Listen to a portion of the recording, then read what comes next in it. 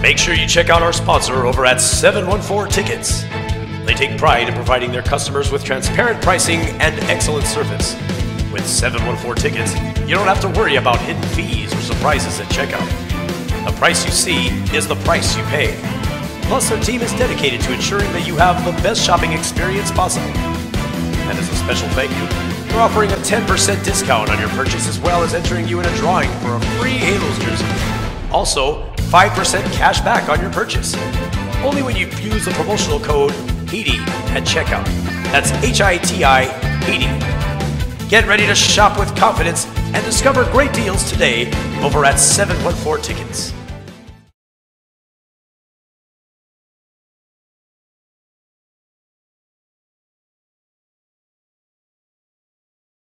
What's up, y'all? Welcome back to another week of Around the League show. I'm your host, JT Hester, with my guest, Todd Fox. I'm wearing my Los Angeles Lakers championship hat today. Yes, I'm wearing a Laker hat on a baseball podcast. Once the Angels win a playoff game, I'll wear their hat on another sport podcast. Todd Fox is wearing his Halos in the Infield hat today. If you guys want to see our pretty faces, make sure to check out our YouTube channel, Spotify as well, but YouTube also. So let's start off where we usually start. Angels winning 1 out of 2 of this past week's series, losing against the Yankees. Should have won that series, and then beating the Royals. Let's start off with the Yankees, though. How are you feeling about that one? They were the right team at the right time for us to play, and we still messed it up. Yankees had 3 starters out. They were going with 2. We didn't have Garrett Cole. We just had to take on Nestor. And, Sandoval had a really bad first inning, but recovered nicely. But the Angels couldn't rally in that game, and they lost 2 of 3 to the Yankees, which I've just felt they really let that series get away. They had the Yankees by the throat in the first 2 games and only were able to get 1. Yeah, just like you said, we should have definitely gotten at least 2 out of 3. I could have seen a sweep, didn't work out. We should be able to take 2 out of 3 against a Yankee team like that. Could have been a crazy momentum builder coming back home against 2 lowly teams in the Royals and A's, but just didn't work out like that. Like we said before in last week's episode, either the Yankees, we either get crushed or we crush them. Unfortunately, didn't work out in our favor. Zach Neto in that series, how do you think he felt? I think take on the Yankee Stadium. It's not the glorified Babe Ruth Yankee Stadium, but the more modern Yankee Stadium. It's still New York, and for him to debut right there, it's a ton of balls by Perry to pull that move, and then also for him to come up there. And yeah, he didn't tear the world on fire up there, but he did a good job. I felt defensively he was right on. He came home, played good too. So I think Neto getting his feet wet is a good sign. And he picked up an RBI or so, and he's showing that in the future he's going to be maybe an everyday starter. I think so too. I think he's going to be an absolute stud when he gets his feet on the ground. Get a couple homers in there, and we'll see. I'm confident in that guy, though. Even though it did get released later in the week towards the Royal series, did happen in the Yankee series. Logan O'Hoppe out for quite some time. Major blow. Even though we did have the catcher come up from Salt Lake, and it's a lot better than Matt Thaiss or Stassi when he does come back, this is a detrimental blow to this Angels roster. Yeah, this is a guy that prior to Renfroe going off here at home was leading the team in RBIs on the road. And he was doing things that were catching people's eyes, and they were thinking, well, if this guy can hit at a clip like this for the rest of the year, maybe he hits 25 homers, 90 RBIs, hits 280. He's your AL Rookie of the Year. And because it's very easy to give it to a catcher, because not too many catchers can come out and just, take the world by storm. But that's what he was doing, and he had the pitchers very confident in the games that he was calling, and the way that he was approaching. A lot of the guys here on the page were noticing that when even the pitching coaches weren't going out there to calm down the pitchers, O'Hoppe would call a quick timeout and say something, and the pitchers would automatically do better, throw better pitches. So he has a feel for the game that not too many rookies have, and that's what's a shame, that we're getting robbed of his rookie year. It's totally tough. And like you said before, a lot of people say just as jokes, like just saying like David Fletcher's a GOAT, just kind of that energy. But I honestly thought that O'Hoppe was going to win Rookie of the Year if he kept up like this. Even if he had a slight little decline, I think he was running away with a Rookie of the Year championship right from the get-go. Just such an unfortunate way for him to go out. But thankfully, long season. So hopefully he can return to his original stride when he does come back in about 6 months. So Yeah, we'll it's see. it's a fixable surgery. Likely he's done for the year, but with the off-season training and the same work ethic he put in this year, I think he'll be back stronger next year. I think so too. I think so too. And plus, the veteran leadership in the locker room will definitely help him out, and experience is better than anything. So I think that's a good segue to get into a winning series against the Kansas City Royals. Both you and I were here on Friday. Pretty good Hmm. game. Um, the game itself was a little slow, but the atmosphere, I've never seen anything besides an opening day game like that. Just absolutely insane. Yeah, I mean, it felt like a playoff game in a little bit, and it was a little weird because Kansas City did not put their best pitchers out there, but they did put a guy like Yarborough, who has good stuff against the Angels career-wise, as a secondary pitcher after the starting pitcher went only 2 innings, a spot starter. And after that, the Royals really had one shot at Ohtani, and that was the third inning. And once he got through a little bit of a jam, which was 2 men on, that was it. I mean, he had 2 or 3 innings where he struck out the side. He looked dominant the rest of the way. 11 strikeouts with Chad Wallach in there at catcher. Wallach hit the big 2-run homer, and that's all the Angels got, and that's all they needed. That's true. If only we had a couple more runs the next day. You would think 8 runs would be enough against a team like the Kansas City Royals, but the Angels tend to angel in those situations, and they proved us wrong. 8-11 loss to tie up the series. What a tough loss that was. Yeah, that was going back to where you had Hunter Renfroe outshining his, he's a stunt double for Trout. Trout hits a big home run, and then Renfroe hits 2 home runs, and, even Theis gets in the action, hits a big 2-run blast, which it was a freaking no-doubter coming off his bat, and it just seemed to get the crowd to an enormous high. You forget who you were playing, the Royals. You would have thought they were playing like the Yankees, and it was just a great atmosphere, like you said. And then all of a sudden, the huge letdown. Quijada, who had been 4 for 4, comes in there, starts hitting guys, starts walking guys, and before you know it, it's 8-8. And then before they can get Warren in there to pour water on the fire, Quijada puts more gas in the fire, and it's 11-8. Yeah, I love Perry Manassian. I feel like us as fans have kind of come up to the conclusion that we know what the problem is. I Mm-hmm. feel like it's very obvious. This bullpen needs to be fixed. We talked about multiple like trade options, like getting Joe Adell out of here, maybe Max Stassi as well. Switching things around with this bullpen. If we want Shohei Ohtani to stay, therefore, if we want our team to succeed this year, we need to fix this bullpen, and we need to fix it fast. I'll ask you a question I asked on the other podcast. Hmm. If you have a chance to get a pitcher right now, but like Aroldis Chapman, he's got he has a bit of an off season, or not off season, but a off the field type problem that got him booted from New York, and then he signed a 1-year prove it contract with Kansas City, but he's 9 innings pitched, no earned runs. He's looking as dominant as he was 3 years ago. Would you make a trade to get him if you had to eat Greinke's contract as well? Um, if it was any other team, I'd say yes. But I feel like every single year, no matter what, without fail, the Angels find a way to get a proven pitcher that's a little bit controversial and then absolutely ruin it. I don't know why. It seems like every single season something like this happens. In any other world, I'd be like, absolutely. But I just feeling the Angels case, it would not work. Okay. Something would happen. Something would happen. But one player, hot take. If it were a possibility, I don't know if he would, because he might be in contract in whatever league he's playing in. Uh, we talked about it briefly. Get Trevor Bauer. Get this guy in here. What's a worst case scenario?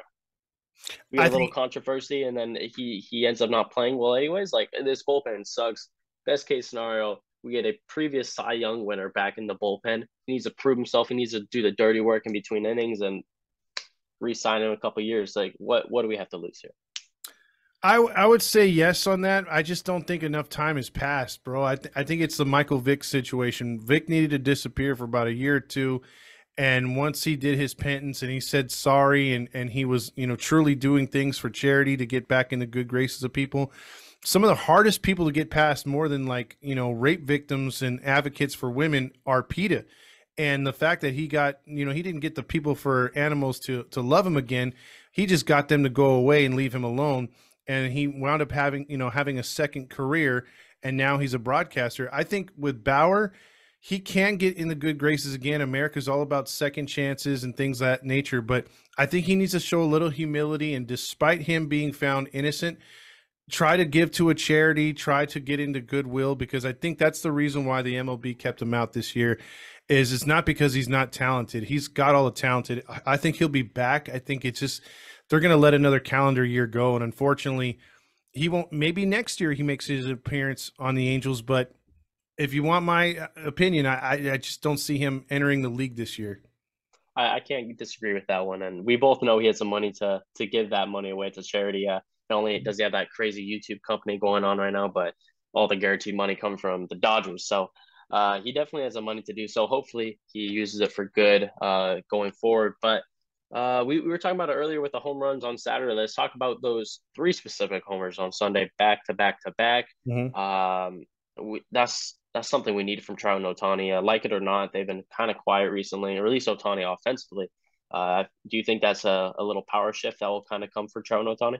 I'm hoping so. It was against Kansas City. I would have loved to have seen that against Boston and New York. But, if they get hot, they get hot. And especially they're going to need those at-bats in Milwaukee and St. Louis. I brought it up to Fernando on the other show that, if the Angels are to succeed this year, they've built a team around them that can get hits. Your Urshela's, your Renfro's. When Renifo eventually gets hot, they had O'Hoppe there. You have hitters in this lineup that can do some things. Rendon, if he ever decides to hit again, but he could at least walk and get on base in front of these guys. Walsh. My point being is they can have these, instead of solo shots, what we've been seeing the last 2 years and on Sunday, they can start hitting 3-run homers, and they can start hitting 2-run doubles and loading the bases, walking them in. Those are the kind of things the Angels need. They need more pressure on the bases. Unfortunately, it didn't happen on Sunday. They won like they won a few games last year, which was just Han Solo home runs. But if they're able to get more guys on base, this team can score a lot of runs, and then the focus will be on the pitching to hold that lead.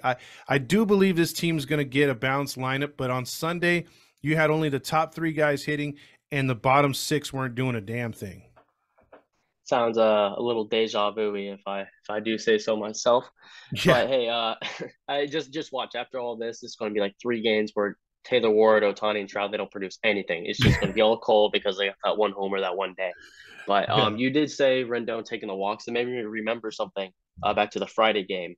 If I told you a week ago that Zach Neto got on base from 2 hits, you'd be like, "Oh, great home opener." But it was different styles of hits, hit by pitch. Yeah, I was thinking about that the whole time. Like, oh, I'm gonna say that on Monday. It's gonna be great. But yeah, it's hit by pitch.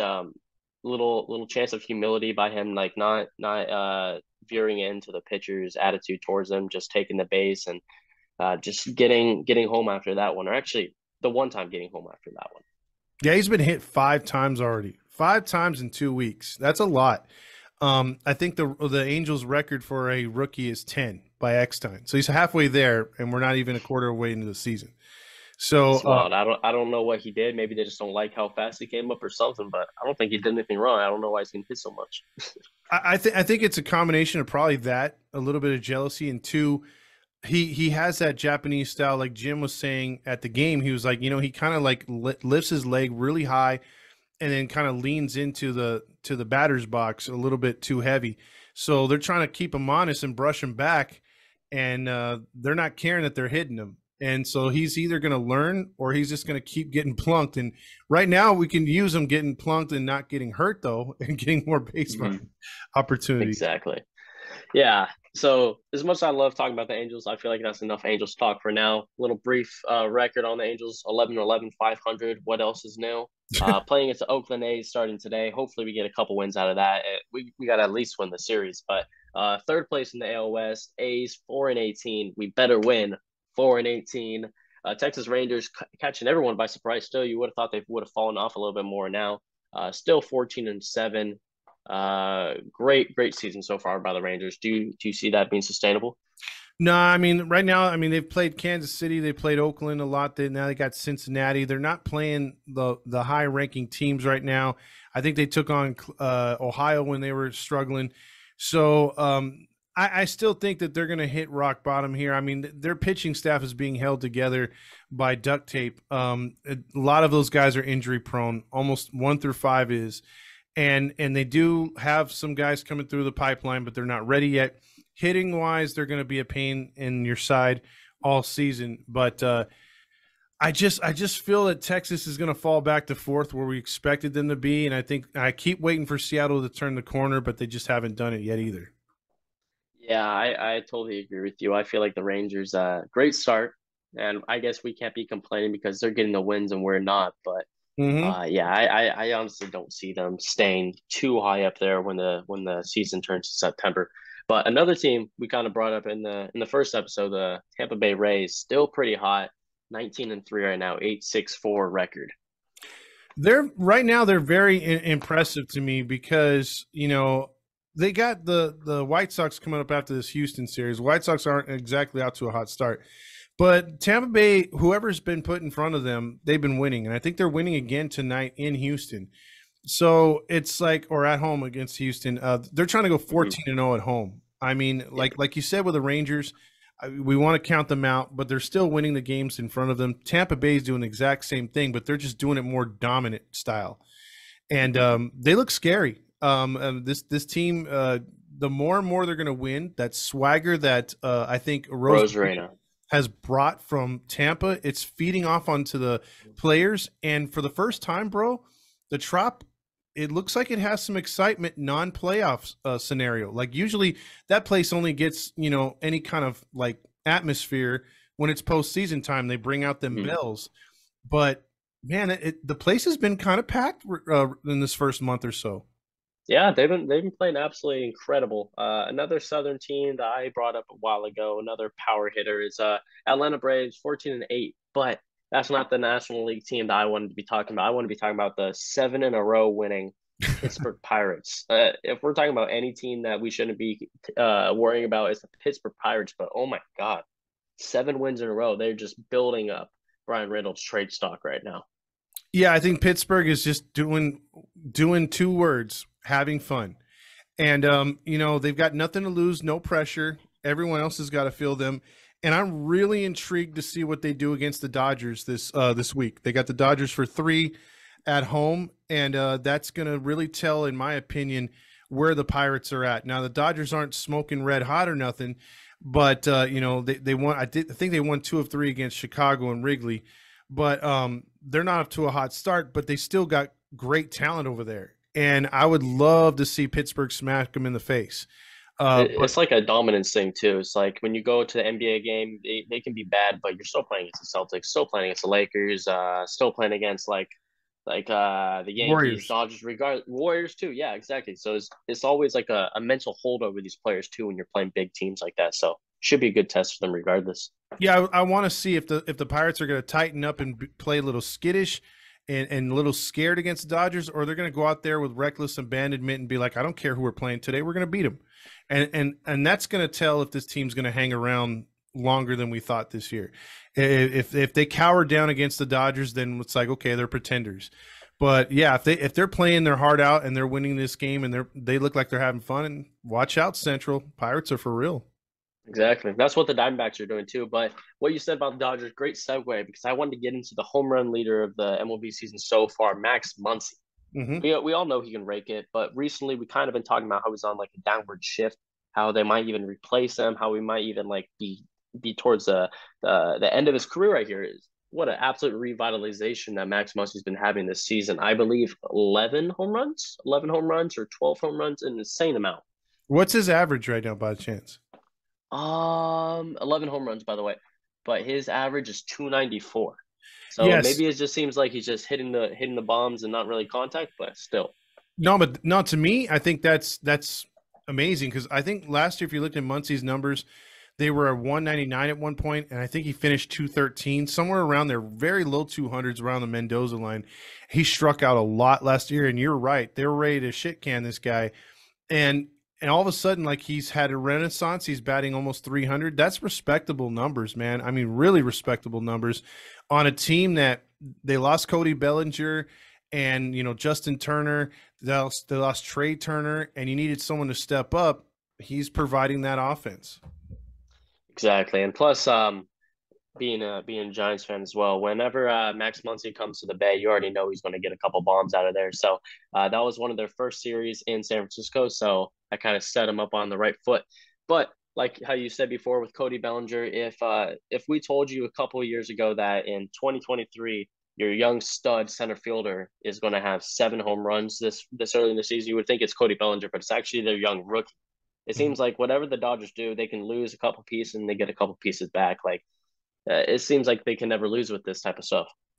Yeah, I think one of the best things, I mean, the Dodgers already had one of the best ran organizations, best coaching staffs. You know, they had Rich Honeycutt for years as a great pitching coach. They replaced him with Mark Pryor, who has just held this rotation together, made him better, made a guy like Urias, aka Urinal Cake, good, which I don't think he's all that good, but they've kept Kershaw being one of the best pitchers, Bueller, and then the list goes on with the pitching. And then when you look at their, like you said, their farm system, the best thing the Dodgers ever did was getting Andrew Friedman from Tampa. I mean, that guy, he had literally Tampa Bay, you know, the best scouts in baseball working for him. He brought those guys to the Dodgers who are around rich with money. So he was scraping by, doing what he could and using pure scout and talent to find his players in Tampa. Now he has the resources to get international players and find those, you know, and scout these really good players that will blow through the Dodgers system, because their minor league system can start in some major league cities. Let's just face it. They've got talent for days. So as much as I hate the Dodgers, I will definitely give them credit right there. It's crazy to think about too, because obviously the Angels haven't had a strong farm system and MLB team as long as I've been alive. So I can't even imagine. Yeah, I wasn't even alive. 03. So I was near the tail end of it where they're kind of coming up to the majors. But I can't even imagine having a good farm system and a good MLB team at once. Like, to me, it just doesn't compute. It doesn't sound like that would be possible. So they know what they're doing. The Angels got to get on that for sure. Speaking of Angels, though, previous Halo, we all love him. Brandon Marsh hitting 364, absolutely dominating with the bat. Yeah, fourth best average in the league, by the way. Until O'Hoppe got hurt, that was a trade that I was like, you know what? Both teams won that trade. Yeah, but now that O'Hoppe's down, advantage Philly. And you know, they've got I think 6 more years of control with him. So yeah, they definitely right now have won that trade. He's an excellent center fielder, just defensively, and the fact that he did what he had to do to tweak his at bats, and now he's just Mr. Solid clutch hitter. Now it hurts a little bit more. I mean, you got the O'Hoppe, but the injury hurts. But did we really have to give Marsh to him? But Philly knew who they were getting, and I think they knew that with a little bit of fine tuning, they could turn him into not maybe what he's turned into, but a good player. But man, he's exceeding expectations right now. Absolutely, and it really sucks too, because like you said, you wouldn't be mad at him, but it's like you can't. He was such a lovable guy when we had him. I was so happy when they made it to the World Series. I was rooting for the Phillies just because of Brandon Marsh, like such a lovable guy. So it's hard to dislike what he's doing, but at the same time, you kind of was like, damn, I wish he was kind of here right now, especially with the new hitting coaches. But so I feel like it's time to kind of wrap it up. Talk about the MLB schedule leading into this week. Kind of quiet, except for the fact that the Astros playing the Rays. It seems like a lot of mismatches, like the Marlins and Braves, Rangers and Reds, Red Sox and Orioles. It doesn't seem too exciting of the week for baseball. Yeah, you got, like I said earlier, you had the Dodgers and the Pirates. That's one to look at. But I don't think you're going to see some really good series till later. You got Rangers and Yankees, which is going to be a really good showdown for them. You got Toronto, Seattle. But so the weekend series look good. But yeah, you're right. During the week right now, the series are kind of one-sided, like you said. And if the teams can take care of business, you'll see the standings continue to expand a little bit. But I was going to bring up one last thing, though. What do you think about the AL East? The AL East right now, every team has a winning record. It seems like the AL East, for the most part, if you cut out the Orioles for the past couple of years, it seems like the AL East has always been a very competitive league. You got the Blue Jays, Yankees, Red Sox, Orioles. Now it's a very young, fun team to watch. I'm glad that we're not in the AL East. That's all I'm going to say about it. They got studs from the bottom up, like from you would think they'd be the bottom feeders in the Orioles with Adley Rutschman, but they still have Adley Rutschman. Then you got the top dogs with Aaron Judge, Garrett Cole, all these guys. And then like it or not, like you still got the Red Sox. They aren't the best team in the world, but they still have a winning record, like you said. And Rafael Devers, he literally hit a home run out of Camden Yards today. Every single team on this division has absolutely dogs on the roster. And if they were in any other division, I can see them easily, if not being competitive, leading that division. Yeah, and that's what's making baseball so much fun. Not so much the American League Central; that's kind of a bore. But out west and in the East, it's pretty exciting. You got some really good young talent up and down them rosters, like you said. And plus, you got to think about it too. Even though the Blue Jays, they do play in an indoor venue, you got to think about it. It's cold out over there. They're playing. They have winning records, and it's cold out. Just wait till July when the humidity comes in New York and those bombs are absolutely soaring. Oh my God! Like last Friday when the Angels were playing, I told my girlfriend, I'm like, even though there's only one home run, I was telling her, I'm like, all right, pay attention. There's going to be a lot of runs today because how hot it is, Because besides that, it was cold baseball for the Angels. So just wait till July when these teams actually play in a hot environment. Oh my God, this division is going to be absolutely insane. Absolutely, fun times ahead. But yeah, absolutely. Angels game started about 4 minutes ago and it's already 1-0 Oakland. Rooker homer to left, 358 feet. I think we should be getting to that game. Also, Laker game too. Playoff basketball over April baseball for me. But anyways, I think that should be a good wrap up to the end of the show this week. But thank you for listening to the Around the League show. I'm JT Hester. And I'm Todd Fox. And we'll see you guys next week.